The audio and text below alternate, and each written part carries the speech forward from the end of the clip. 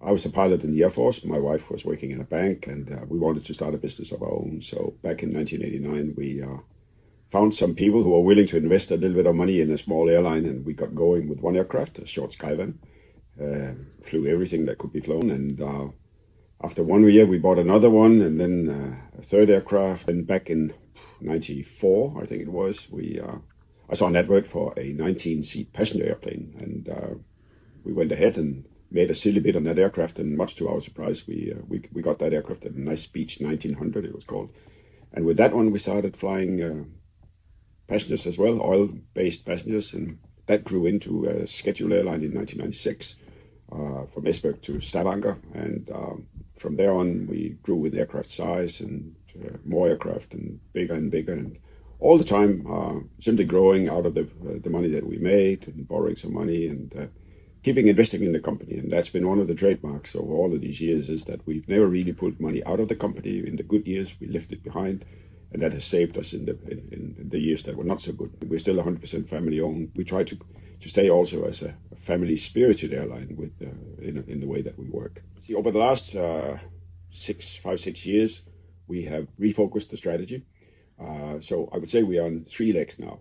One leg is the scheduled services that we do with the ATR aircraft, the propeller aircraft that we operate, 17 of them, and they're all engaged in scheduled services, regional services, supported by either military, government, PSO contracts, regional support contracts, or service contracts with independent customers on the service. They're all supported some way. In Germany, we have one that is business supported. Local businesses have come together to support a business that runs the airline together with us.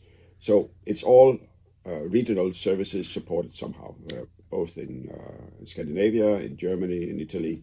They're all supported. The other half of the business is the Airbus operations, which are purely on behalf of other airlines, and a little bit of ad hoc charter, as it's called, football groups or whatever, government charters, military.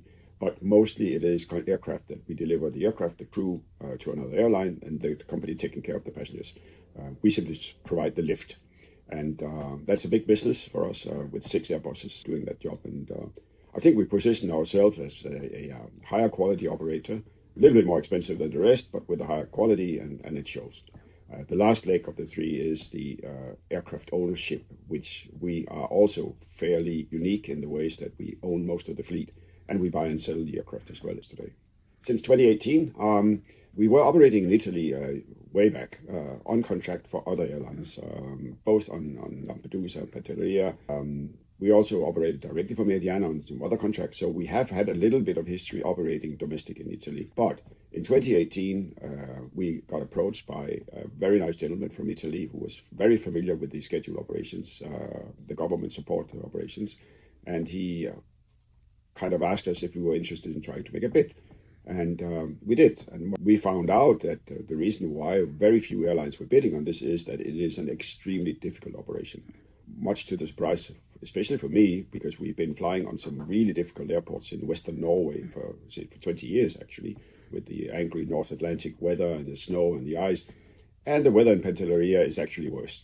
Several times we keep re-winning it.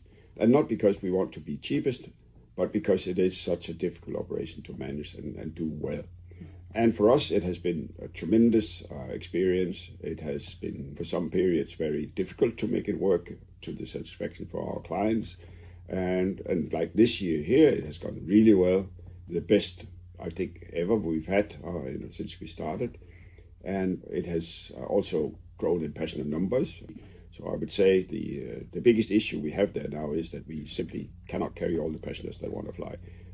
And we are using the material to the maximum. But we can see on the operational figures, especially for the last 2 or 3 months, that the extra aircraft we put in, the extra crew we put in, it has worked, and that the disruptions have been marginal compared to what we've seen before. The numbers we see, the local support, and our dedication to do it, I think this is going to be a very good operation.